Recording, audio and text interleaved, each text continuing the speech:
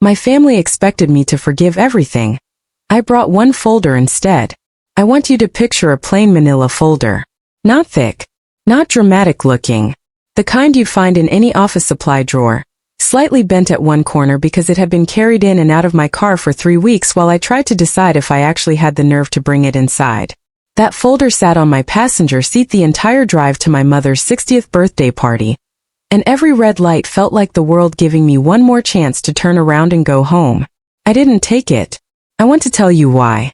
My name doesn't matter for this story, but you should know who I was before that night, because the version of me who walked through my parents' front door with that folder tucked under her arm was not the version of me my family thought they were getting. They were expecting the daughter who apologizes. The daughter who shows up quiet and small and grateful to be let back into the room after a year of what they called the silent treatment. What they were not expecting was a woman holding 30 years of paperwork that would explain, in plain black ink, why I had spent my entire life feeling like a guest in my own family. I had been the one who called too much and then, eventually, the one who called too little. I had been the responsible one, the reliable one, the one who drove 4 hours on a Tuesday to fix my mother's garage door opener, and never once heard a thank you that didn't come wrapped in a complaint about something else. I had been, for as long as I could remember, the child who was expected to understand. Understand why there wasn't extra money for my wedding, when there had somehow always been extra money for my brother Preston's business ventures. Understand why my father missed my college graduation for a work trip that, I would later learn, was not a work trip at all. Understand why every single time I asked a direct question about our family's finances, about my grandmother's estate, about where certain money had gone, I was met with the same tired, practiced sentence, delivered with a sigh, as if I were the exhausting one. Can we not do this right now? That sentence followed me for 15 years. It followed me through every holiday, every hospital visit, every attempt I made to understand why our family felt less like a family and more like a business with unequal shareholders. And a year before that birthday party, after one final conversation where I asked my mother, calmly, why my daughter's medical bills had to go on a payment plan while Preston was driving a car that cost more than my annual salary, my mother told me I was being ungrateful and hung up the phone. I didn't call back. Not out of anger, not at first. I stopped calling because I needed silence to think clearly for the first time in years, and it was in that silence that I started asking a different kind of question. Not why won't they tell me, but what exactly are they not telling me? That question is where this story actually begins. The first crack showed up by accident the way most important things do. I was helping my grandmother's old lawyer, a soft-spoken man named Walter Combs who had handled our family's affairs since before I was born, sort through some paperwork after my grandmother passed. I wasn't looking for anything. I was just trying to be useful, boxing up decades of files so the office could finally close her account. Walter had always liked me, in the quiet way older men sometimes like the grandchild who actually asks questions instead of just wanting to know what they're getting. He trusted me enough to let me sit in the back room with the older estate files while he took calls up front. It was in one of those boxes, wedged between property tax records and an old will draft, that I found a folder labeled simply with a name I didn't recognize. Daniel R. I remember staring at it for a long moment before I opened it, because something about the handwriting on the label, my grandmother's handwriting small and careful, made my stomach tighten before I even knew why. Inside were photocopies of old bank transfers, a handful of letters, and a document that made my hands go cold. A birth certificate. A boy born 19 years before I was, listing my father as the father, and a woman named Carol Ashford as the mother. I sat in that back room for almost 20 minutes without moving. I told myself there had to be an explanation. Cousin, maybe. A family friend's child my father had helped support out of kindness. I wanted desperately for it to be something small and forgettable. But the transfers kept going. Year after year, decades of them, small regular payments from an account I recognized, an account tied to my grandmother's trust, the same trust one had been told for years held almost nothing by the time it came to dividing things between me and my brother. I didn't say anything to Walter that day. I photocopied everything I could without drawing attention to myself, put the originals back exactly where they'd been, and drove home in a kind of numb quiet I had never experienced before. I remember sitting in my driveway for almost an hour, engine off, just holding the copies in my lap, feeling like the ground under my entire childhood had quietly shifted 3 inches to the left. I kept thinking about small things that had never made sense before and suddenly made a different kind of sense now. The way my mother always tensed up whenever an unfamiliar area code called the house when I was a teenager. The way my father used to disappear for a few days every autumn, always around the same week, always described the same way: a work conference, a fishing trip with old college friends, never anything that invited a follow-up question. The way there had always been a locked drawer in his study that I was told, as a child, held nothing but old tax paperwork, boring and irrelevant, not worth asking about. I had believed that for over 20 years. Children believe almost anything if it's said in a tired enough voice. I also thought about the arguments I used to overhear between my parents when I was young, muffled through walls, never explained the next morning. My mother's voice, sharp and clipped, saying things like, "We agreed this would stay handled," and my father's voice, low and defensive, saying, "It is handled, don't make this bigger than it is." At the time I assumed they were talking about money in the ordinary way tired parents talk about money. I never once considered that the thing being handled might be a person. Because here is the thing about growing up feeling like the family disappointment. You spend years assuming it's something wrong with you. You assume you're too sensitive, too demanding, too difficult because that's what you're told over and over in small comments and bigger silences. You don't consider, not for a long time, that maybe you were never the problem at all. Maybe you were simply the child who was never told the truth, standing in a room where everyone else already knew the shape of the secret they were protecting. I could have let it go right there. Part of me wanted to. It would have been easier to close that folder, put it in a drawer, and go back to pretending everything about my family made sense, even if it didn't. But something about that birth certificate, about a boy who would now be a man in his 50s, who had apparently existed my entire life without ever once being mentioned at a single holiday, made it impossible for me to stop. So I started pulling threads. Quietly. Carefully. The way you do when you suspect that the people who are supposed to protect you have instead spent years managing you. The first thread led me to Carol Ashford's name in an old newspaper archive. A small engagement announcement from decades earlier that had never turned into a marriage announcement. The second thread led me to a property record. A modest house 2 states away that had been purchased outright, no mortgage, the same year I turned 4 years old, the same year my parents told me money was tight because of my grandmother's medical expenses. The third thread was the one that broke something open in me completely. I found a stack of old canceled checks in a storage unit my mother had asked me to help clean out. Checks she clearly hadn't thought anyone would ever look at closely, made out over the years to a name I now recognized. Daniel Ashford. The memo lines were carefully vague. Consulting fee. Loan repayment. Family assistance. But the amounts were not vague at all. Over 3 decades, the total came to more money than my entire college education had cost, more than my wedding, more than every, "we just don't have it right now" conversation I had ever had with my parents combined. I sat on the concrete floor of that storage unit with those checks spread out in front of me, and I felt something I can only describe as grief mixed with a strange, sharp clarity. Grief because I finally understood that the coldness I had always felt in my family wasn't imagined. And clarity because for the first time in my life I understood exactly where I stood. I want to be honest with you about something.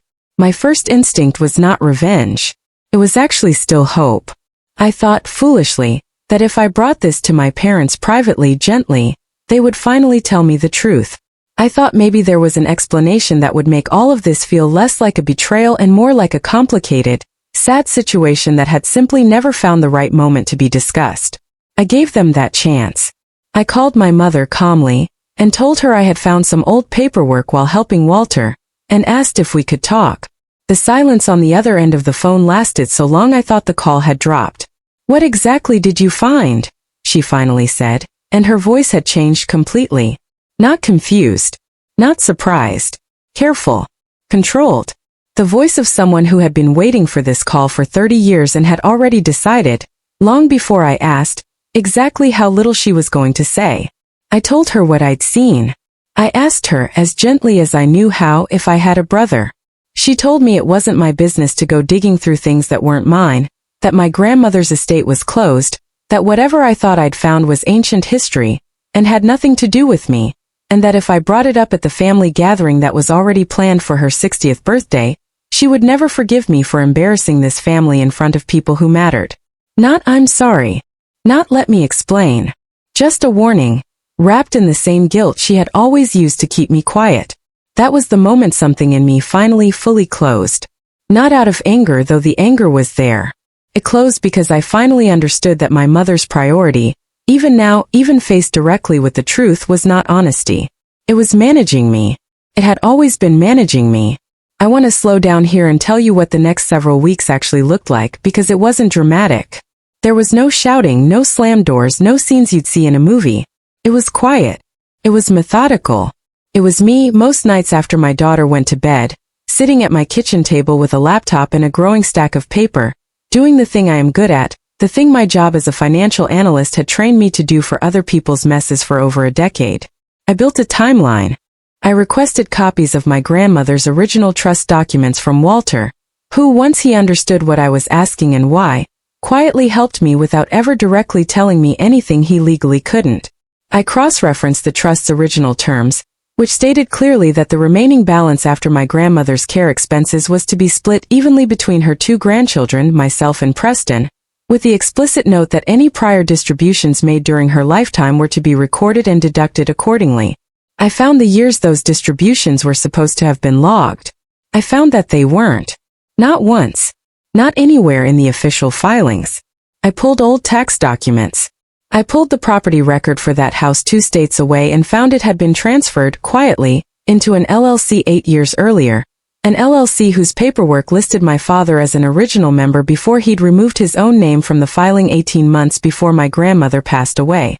I found a life insurance policy taken out on my grandmother decades earlier that named beneficiaries as my grandchildren in equal share, a policy that had apparently already been paid out years before her actual death, under circumstances I still don't fully understand, and whose payout, based on the numbers I could reconstruct, never once made its way into any account associated with me. And then, almost by accident, tucked into an old email account my mother had once used for a small side business and had apparently forgotten still existed, forwarded to me years earlier during a request for tax documents I'd needed for a mortgage application, I found a message thread I was never meant to see. My mother writing to my father years before I ever found that first folder. The subject line was simple. She's asking questions again. I remember reading that message with my hands shaking, not from anger, but from the strange hollow feeling of finally seeing myself the way my own parents had seen me for years. Not as a daughter with a right to understand her own family's finances. As a problem to be managed. A person whose questions were inconvenient. My mother had written that if I kept pushing, they would need to handle it before the holidays so it wouldn't create a scene. My father's reply was 3 words long. Same as always. Same as always. As if there had been a plan in place for years, a rehearsed method for handling my curiosity, my hurt, my very reasonable requests to understand why my family treated me like a stranger with a bank account they could quietly borrow against. I printed that email. I printed everything. The birth certificate. The canceled checks. The property transfer. The trust documents with the missing distributions. The life insurance payout records. The email thread. I laid them all out on my dining room table one night in order from oldest to most recent, and I looked at 30 years of my life rearranged in front of me like a completely different story than the one I had always believed I was living inside. I didn't cry, which surprised me. I thought I would. What I felt instead was something quieter and honestly more useful. I felt the last thread of guilt I had been carrying, guilt about being distant, guilt about not calling enough, guilt about not being the daughter they wanted, finally and completely dissolve. Because none of that guilt had ever belonged to me in the first place. I had simply been carrying it for people who had never once considered carrying anything for me. I want to tell you about Daniel now because I think you deserve to know that he isn't a villain in this story either. Once I had enough information, I found a way to reach him carefully through a message on a professional networking site, explaining who I was and what I had found. I fully expected him to either ignore me or respond with anger of his own. Instead, when he finally wrote back, his message was so quiet and so tired that it broke something open in me all over again. He told me he had grown up 2 states away, raised mostly by his mother, occasionally visited by a father who always seemed like he was checking a box rather than being present. He told me he had been given money over the years, yes, but never affection, never a place at any table, never a single holiday where he was introduced as anyone's son. He told me he used to wonder if he had siblings and had simply decided somewhere in his 30s that it was easier to stop wondering. He wasn't hiding from our family. He was being hidden by them, just as carefully and just as deliberately as I had been kept from ever knowing he existed. We talked for hours over the following weeks. Two strangers who had spent our entire lives being managed by the same two people, in different rooms with different methods, but the same underlying goal. Keep the story simple. Keep the money moving quietly.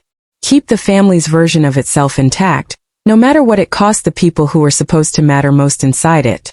It was Daniel, actually, who said something that stuck with me more than anything else during that entire investigation. He told me that for years he assumed the money was some kind of apology, some kind of quiet acknowledgement of what he'd missed out on. But once he saw the documents I'd found, once he understood the money had come out of a trust meant to be split evenly with me, he said something I still think about. It wasn't an apology to me, he said. It was a bribe to keep me quiet, paid for by cutting you out of what was supposed to be yours. We were never actually taken care of. We were just managed differently. By the time my mother's 60th birthday arrived, I had a folder. Not the messy, chaotic stack of paper from my dining room table, but a clean, organized folder with copies arranged in careful order, tab by tab. The story laid out clearly enough that anyone, even someone with no financial background at all, could follow it in minutes. I had thought many times about simply mailing it to a lawyer and letting the legal process handle everything quietly, privately, the way my mother had begged me to keep it. And for a while that was exactly my plan. But two things changed my mind. The first was a phone call from my aunt, my mother's younger sister, a few days before the party. She told me, in the gentle, slightly nervous way people talk when they've been given a script, that everyone was really looking forward to seeing me there, that it would mean so much to my mother if I could let bygones be bygones, and maybe say a few kind words during the toast, since apparently the family had all agreed it was time for me to make peace and stop being difficult. She said it so warmly, so casually, that I understood immediately what was actually happening.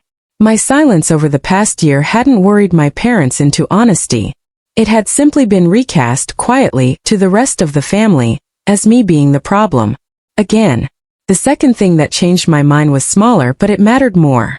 My daughter, 7 years old, asked me one evening why we didn't see her cousins very much anymore, and why Grandma always seemed tense on the phone with me.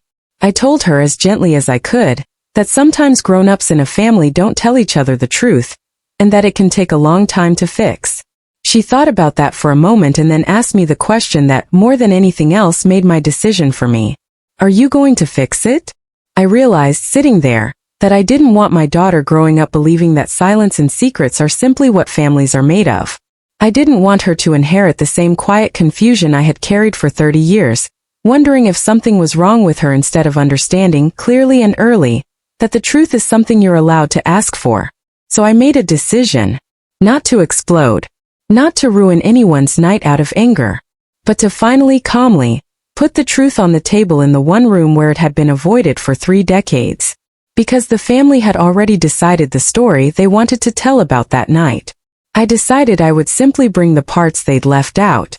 The party was held at a rented event space my mother had chosen specifically because it looked expensive in photographs, all soft gold lighting and white folding chairs, the kind of room designed to make everyone look their best. I arrived a little after the toast had started, the folder tucked under my arm inside a plain tote bag so no one would ask questions before I was ready. Preston spotted me first and gave me a tight, relieved smile, the kind that said he'd clearly been told to expect an apology and was hoping I'd get it over with quickly so the party could move on. My father nodded at me from across the room, the same distant nod he'd given me my entire life, as though I were a guest whose name he was trying to remember. My mother came over almost immediately, took my arm in that particular way she has, firm and guiding, and said quietly, close to my ear, "I hope you're ready to be gracious tonight." Not a hello. Not "are you doing okay?" A directive delivered with a smile for anyone watching. I told her I was ready to be honest, and I watched something flicker across her face before she pulled it back into a hostess smile and walked away to greet another guest. The toasts went on for a while. Preston stood up and said kind, generic things about our mother's strength and generosity, and I remember watching him and feeling for the first time, not anger toward him but something closer to pity, because I knew from everything I'd uncovered, that he had no idea he'd been living inside the same managed version of our family that I had. He didn't know about Daniel. He didn't know the trust our grandmother left us had been quietly drained years before either of us ever saw a cent of it. He had simply been given more, without ever being told why, and had never once had a reason to ask. When there was a natural pause in the evening, my mother turned to me, in front of nearly 40 people, extended family, old family friends, my father's co-workers, and said with a bright, practiced warmth in her voice, "Would you like to say a few words? It's been a hard year for our family, and I think everyone would love to hear that we're finally putting things behind us." I felt every eye in the room turn toward me. This was the moment they had prepared for. My public apology. My gracious return to the fold. The performance that would let everyone go home telling each other how nice it was that the family had finally healed. I stood up slowly. I did not raise my voice. I did not shake. I reached into my bag and pulled out the folder, and I set it gently on the table in front of me, and I said that yes, actually I did have something I wanted to share, because I agreed completely that it was time our family stopped carrying around things left unsaid. I could see my mother's smile falter slightly, though she kept it fixed in place for the room. I told them calmly that a year ago I had asked a simple question about where certain family money had gone, and that instead of an answer, I had been told to let it go. I said that in trying to understand my grandmother's estate, I had learned some things about our family that I believed everyone in that room, and especially my brother, deserved to finally hear. I opened the folder. I didn't yell a single fact in that room. I didn't need to. I simply read, in the same even voice I use at work when I'm walking a client through numbers they don't want to hear, the birth date on a certificate that named my father as a parent 19 years before I was born. I watched several older relatives, people who had known my parents since before I existed, go very still, the way people do when a story they'd half suspected for decades is suddenly confirmed in front of them. I read the dates and amounts of the canceled checks side by side with the years my parents had told both of us that money was too tight for things that actually mattered. I laid the trust documents on the table and pointed, calmly, to the section stating that any prior distributions were required to be recorded and deducted evenly, a requirement that had simply never been followed. I explained, without raising my voice even once, that based on those documents, a significant portion of what should have legally been split between myself and my brother had instead been quietly funneled elsewhere for over 3 decades, while I was repeatedly told there was nothing left to give. I watched Preston's face change in real time, watched confusion turn slowly into something heavier as he began doing the same math I had already done weeks earlier. I watched my father's jaw tighten and his eyes drop to the table instead of meeting mine. And I watched my mother, for the first time in my entire life, have absolutely nothing prepared to say. I did not mention Daniel by name to embarrass him. I chose my words carefully there, saying only that there was a sibling neither Preston nor I had ever been told about, a person who had been kept from our family the same way our family's money had been kept from us, and that I believed both of those things were connected, and both of those things deserved honesty instead of silence.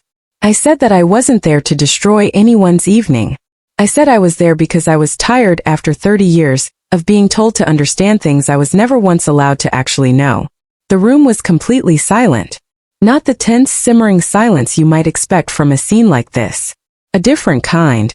The quiet of people quickly rearranging everything they thought they understood about a family they'd known for years. My mother finally spoke, her voice much smaller than the one she'd used earlier that evening, asking me, almost pleading, to put the folder away, to talk about this privately, to not do this here in front of everyone. I told her gently that I had asked to talk about it privately a year ago, and had been told it wasn't my business. I told her I had asked again weeks earlier, and had been told to let it go or risk embarrassing the family. I told her that I had given this family every private chance I could think of to simply tell me the truth, and that I was done waiting for a private moment that was clearly never going to come on its own. I want you to understand something about that moment because I've thought about it often since. I felt no thrill in watching my parents' faces change. There was no triumphant satisfaction, no movie-worthy sense of victory. What I felt, more than anything, was a strange, settling calm, the kind you feel when a wound you've been carrying quietly for years is finally exposed to air instead of hidden under bandages that were never actually healing anything. Walter, my grandmother's old lawyer, had been invited to the party as a longtime family friend, and I saw him rise quietly from his seat near the back of the room and walk toward the front, not to defend my parents, but simply to confirm in his calm, professional voice that the documents I was describing matched records he had personally handled, and that the estate's distribution had indeed never been properly reconciled. He didn't need to say much. His presence alone, his willingness to stand beside the truth instead of beside comfort, told the room everything it needed to know about which version of this story was real. My father never said a word. Not one the entire time. He sat with his hands folded on the table, staring at a spot somewhere past my shoulder, and I understood watching him that his silence had always been his preferred weapon, and that for the first time in my life it wasn't working because the silence in that room now belonged to everyone else instead of just me. An old family friend, a woman named Dottie who had known my parents since before they were married, leaned over to the person next to her, and I caught just enough of what she whispered to understand that she remembered Carol Ashford's name from decades ago, remembered a rumor that had been quietly buried at the time, remembered being told, back then, that it wasn't true and that she should never bring it up again. Hearing her say that so many years later, in that hushed, stunned voice, told me something important. This hadn't only been kept from me. It had been kept from an entire circle of people who loved my parents enough to believe them, and to stay quiet on their behalf for 30 years. My cousin Melissa, who I had always been close to growing up, came and sat beside me a few minutes later, not saying much, just resting her hand on my arm the way you do for someone who has just set something very heavy down in front of a room full of people. She didn't ask me if it was true. She had watched the documents pass across the table. She had heard Walter confirm them. There was nothing left to ask. I closed the folder gently and told the room I wasn't there to ask anyone to choose sides, and I wasn't there to ruin my mother's birthday out of spite. I said I simply believed that after 30 years, I had earned the right to stop being the only person in this family expected to carry the weight of things I was never told. I thanked everyone for listening, picked up the folder and sat back down. I won't pretend the rest of the party continued normally because it didn't. Small clusters of relatives began quietly talking among themselves. My aunt came over at one point, tears in her eyes, and told me she had suspected something for years but had never had the courage to ask. Preston didn't say anything to me that night, not really, just sat very still with an expression I hadn't seen on him before, a kind of quiet dawning grief for a version of our childhood he was only now realizing hadn't been real. I left before dessert was served. I didn't storm out. I simply gathered my things, told my mother quietly that I loved her enough to finally tell her the truth even when it cost me comfort, and that I hoped someday she could understand the difference between protecting a family and simply protecting a story. She didn't respond. She just looked at me the way you look at someone you no longer fully recognize. In the weeks that followed, things did not resolve into some tidy cinematic redemption. My father still hasn't spoken to me about it directly. Not once, though Walter tells me he has quietly begun cooperating with the legal process to correct the trust's original distribution, likely more out of fear of formal consequences than genuine remorse, and I've made a kind of peace with the fact that his motivation may never be the one I would have wanted. My mother called me exactly once, a few days after the party, not to apologize, but to ask me how I could do that to her in front of everyone. I told her, as gently as I could manage, that I hadn't done anything to her. I had simply stopped protecting a version of our family that was never protecting me back. Preston reached out a little more, tentatively at first, asking questions he clearly should have asked years earlier, slowly untangling his own understanding of a childhood he'd never had reason to question before. We're not close, not yet, maybe not ever in the way people imagine siblings should be, but there's an honesty between us now that didn't exist before, and honesty, I've learned, is a much sturdier foundation than the polite performance we used to call closeness. And Daniel and I still talk most weeks now.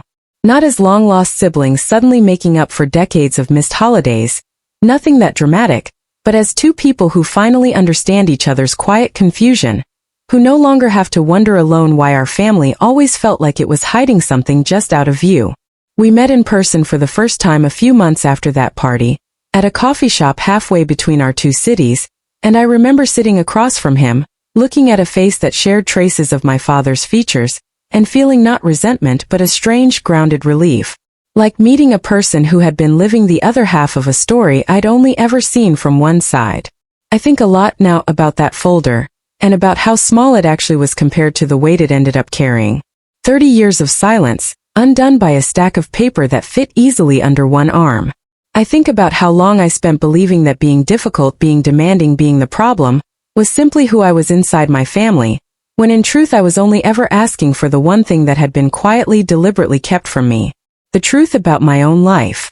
The legal process, once it began, moved slower than I expected, but Walter guided me through it patiently, and eventually the trust was formally reconciled, the missing distributions accounted for, my share finally restored in a way no apology ever could have managed on its own. I won't pretend the money fixed everything because it didn't. What it did was smaller and, honestly, more important. It confirmed, in black and white official language, that I had not imagined any of it. That the coldness, the confusion, the years of being told to understand things I was never allowed to know, had never been in my head. They had been real, and now, finally, they were documented. If there's one thing I want you to take from this, it's not that revenge is sweet, because honestly, that night never felt like revenge to me at all. Felt like relief. Like finally putting down something heavy I'd been carrying for so long I'd forgotten it wasn't supposed to be mine to carry in the first place. My family expected me to walk into that party and forgive everything quietly, gracefully, the way I always had before. Instead, I walked in with a folder, and for the first time in my life, I let the truth speak for itself. I didn't need to raise my voice. I didn't need anger or tears, or a single dramatic gesture. I just needed the facts laid out in order, in a family that had spent 30 years hoping I never would. And when I finally closed that folder and walked out into the cool night air, I didn't feel like I was leaving my family behind. I felt, for the first time in longer than I could remember, like I was finally leaving the version of myself that believed silence was the price of belonging. I haven't looked back since.